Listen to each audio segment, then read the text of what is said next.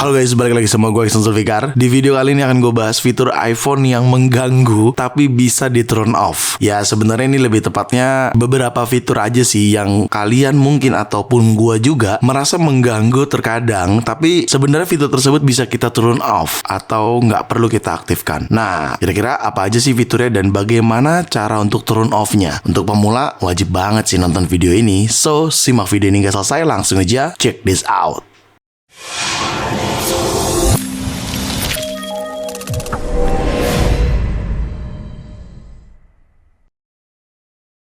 Oke, langsung aja tanpa bertele-tele lagi. Fitur yang pertama yaitu fitur people atau kontak saat kalian share itu ada di bagian menu share-nya. Nah, itu menurut gua terkadang mengganggu banget tampilan di layar ya. Gue contohkan ya kenapa itu mengganggu ya. Misalkan gua ada satu foto terus gue mau share. Nah, di sini tuh ada people sama kontak gitu loh, dan yang ini menurut gua privacy juga dan sebenarnya ini mengganggu. Ada dua tahap. Pertama, lu bisa seperti ini, suggest less, lu pilih semacam dislike gitu, atau pakai cara ampuhnya dengan cara kalian pergi ke setting, lalu kalian pergi ke Siri and Search. Nah, di bagian sini kalian pilih yang show when sharing. Ini lu disable aja cuy. Oke, kelemahannya ya tentunya kita nggak akan dapat suggestion dari Apple gitu ya. Ini kan iOS kan ada machine learning-nya ya, maksudnya dia mempelajari kita juga, aktivitas kita juga, kita sering berhubungannya atau chattingannya atau komunikasinya sama kontak apa aja. Dengan adanya fitur ini kita tuh jadi lebih mudah gitu kan. Padahal tujuannya baik, cuman terkadang mengganggu banget ketika lu pengen share sesuatu kayak gini. Nah, sekarang sudah nggak ada. Ya karena tadi udah gue disable di bagian show when sharing-nya. Jadi kalau kalian merasa hal yang tadi gue tunjukkan itu atau people atau kontak yang muncul di sini saat mengganggu, lu bisa disable aja di bagian Siri ini, Siri and Search, terus show when sharing-nya lu disable. Tapi kalau lu memang tidak merasa hal itu mengganggu, ya nggak apa-apa, lu enable aja. Itu kan hak kalian juga ya, karena kan iPhone kalian bukan iPhone gue gitu. Tapi balik lagi ke masing-masing penggunanya. Ya kalau menurut gue sih ini mengganggu banget sih kayak gini. Jadi gue akan lebih milih mendisable saja agar lebih privacy juga kan. Meskipun fitur tersebut ngebantu dan memudahkan ketika lu pengen share, langsung ada suggestionnya di situ, lu bisa langsung kirim kan. Tapi kan terkadang privacy juga cuy, takutnya jadi dianggap yang aneh-aneh atau gimana ya kan. Jadi lebih baik di disable aja kalau memang hal tersebut atau fitur tersebut lu merasa mengganggu. Oke, kita ke fitur yang kedua, yaitu fitur background app refresh. Menurut gue ini kadang suka mengganggu ya. Mengganggunya tuh ya karena kita tahu dia terus berjalan atau aplikasi-aplikasi yang di belakang background seperti ini, dia akan terus refresh tuh meskipun lu nggak buka aplikasinya gitu kan. Tapi kan terkadang hal tersebut lu nggak memerlukan toh. Jadi lu nggak masalah kalau nggak real time refresh si aplikasi tersebut. Jadi sebenarnya bisa lu turn off aja. Caranya lu tinggal pergi ke setting. Di bagian setting lu pergi ke general. Setelah itu lu pergi ke background app refresh di sini. Nah, kalau gue di sini kebenaran nggak semua aplikasi ya, jadi gue sortir. Cuman kalau memang lo nggak peduliin semuanya ya lo bisa turn off aja di sini, terus lo turn off gitu. Tapi kalau misalkan lo mau sortir hanya beberapa aplikasi saja yang lo izinkan untuk menjalankan fitur background app refresh ini, di mana fitur ini bekerja ketika seperti tadi udah gue jelaskan, aplikasi di belakang layar seperti ini dia akan terus refresh, terus update atau terus up to date. Jadi pada saat kalian buka aplikasi tersebut, kalian ada di posisi real time-nya gitu loh. Jadi kalian nggak perlu refresh lagi di dalam aplikasi tersebut. Cuman hal tersebut gue nggak terlalu memperdulikan. Jadi lebih baik gue disable aja. Seperti Instagram pun gue disable ya. Jadi gue refresh manual di dalam aplikasinya. Jadi dia nggak berjalan langsung. Nah, ini sebenarnya masih belum gue sortir banyak sih, karena beberapa ada aplikasi baru, ada yang udah lama gitu kan. Jadi belum gue sortir banyak lagi karena gue nggak terlalu suka fitur background app refresh menurut gue. Padahal bagus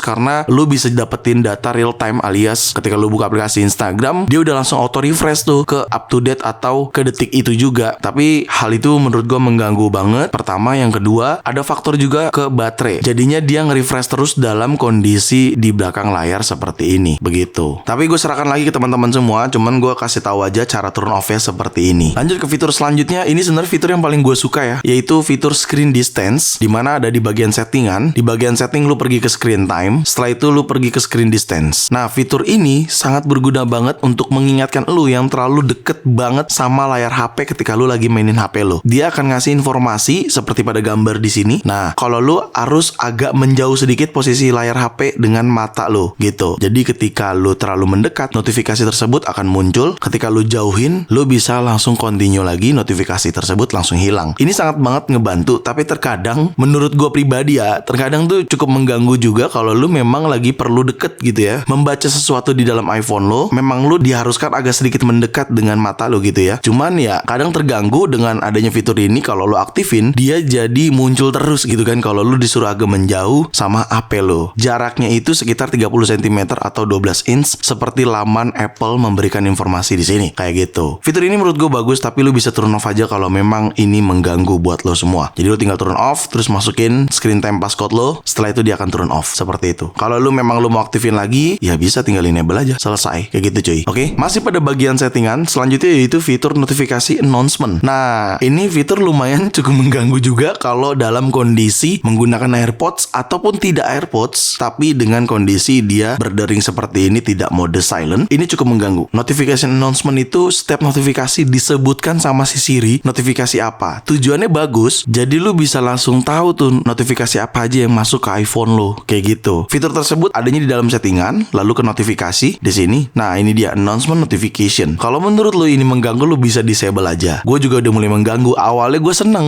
gitu kan. Awalnya gue seneng karena ngerasa lu diinformasiin. Jadi muncul audio Siri, notifikasi dari ini, notifikasi dari aplikasi ini, siapa yang mengirim notifikasinya dan isi pesannya apa gitu kan. Tapi makin kesini gue ngerasa ini mengganggu. Jadi mendingan gue turn off aja deh announcement atau announce notification. Ini adalah salah satu fitur yang cukup bagus sebenarnya fungsinya, tapi menurut gue jadi mengganggu gitu fiturnya. Ya cara turn off-nya seperti itu aja. Kalau kalian memang memerlukan lagi, tinggal enable aja seperti itu. Ngomong-ngomong notification, lu juga pasti akan ngerasa dong beberapa aplikasi-aplikasi yang sebenarnya lu nggak memerlukan notifikasi tersebut. Lu bisa disable cuy notifikasi tersebut, atau lu bisa turn off notifikasi dari aplikasi tersebut. Gue contohkan misalkan ini deh, kayak gini ya, lu bisa disable nih notifikasinya nih kayak gini. Dan kalau lu memang pengen tetap dapetin notifikasi tapi terjadwal, ya lu bisa menggunakan fitur yang schedule summary ini. Dimana schedule summary ini lu bisa enable aplikasi-aplikasi yang memang dimasukin ke schedule summary. Tapi ingat, jangan aplikasi messenger seperti WhatsApp kayak gini ya. Nanti ketika lu ada WhatsApp penting, notifikasinya masukin ke schedule summary, bukan ke notifikasi utama. Gue contohkan, nah ini notifikasi utama yang bawah, ini notifikasi schedule summary tuh. Jadi dia udah dikategoriin tuh, di summary-in begitu cuy. Nah fungsinya schedule summary ini menyimpan notifikasinya dalam waktu tertentu yang bisa lu baca ketika notifikasi tersebut atau aplikasi tersebut sudah kalian enable untuk masuk ke schedule summary gitu. Menurut gue ini cukup ngebantu ketimbang notifikasi aplikasi yang lu enable. Jadi lebih baik kalau memang lu udah gak perluin aplikasi tersebut, lu bisa turn off aja nih kayak Canva. Nih gue disable kan notifikasinya karena menurut gue ini gak perlu. Jadi gue gak mau dapet notifikasi dari aplikasi-aplikasi yang menurut gue gak memerlukan notifikasi dari aplikasi tersebut gitu. Oke, selanjutnya itu fitur standar audio atau bisa dikatakan kualitas audio saat lu menelpon atau terima telepon. Ketika lu menerima telepon seperti ini, lu bisa buka control center. Di sini akan ada mic mode. Nah, ini menurut gua yang fitur standar ini sebenarnya bagus, tapi lebih baik menurut gua ini akan mengganggu lu sih. Lebih baik di turn off aja. Lu pilihnya voice isolation. Kenapa begitu, Bang? Ya karena kalau lu pilih standar, si penerima telepon atau temen lu yang lagi lu telepon itu akan tetap dengar suara sekitar lo. Kalau lu memilih voice isolation, itu akan jauh lebih jelas didengarnya. Jadi sekeliling suara lu tuh nggak terlalu masuk, cuman suara lu yang masuk gitu. Jadi lebih baik standar mic mode ini lu ganti atau turn off ke voice isolation aja seperti ini. Fitur ini akan muncul ketika lu sedang menerima telepon. Kalau lu nggak menerima telepon atau tidak menelpon, ketika lu buka control center, mic mode dan video effect ini tidak akan ada di bagian control center kalian. Jadi perlu digarisbawahi kalau fitur ini akan aktif ketika kalian sedang menerima telepon atau menerima panggilan telepon atau kalian menelpon kayak gitu. Oke, seperti itu. Nah, selanjutnya adalah fitur makro kontrol fotografi atau videografi. Gue lupa sih fitur ini ada di iPhone berapa mulainya, tapi intinya fitur ini tuh terkadang buat beberapa penggunanya menjadi terganggu ya dengan hadirnya makro kontrol ya, dimana ketika lu mendekatkan objek foto lu seperti ini, dia jadi kayak ngejeglak gitu kan. Misalkan contohnya kayak gini nih, ketika gue aktifkan fitur makro kontrolnya, ketika lu ngambil foto dengan jarak objek agak dekat, dia kayak ngejeglak gitu kan tuh.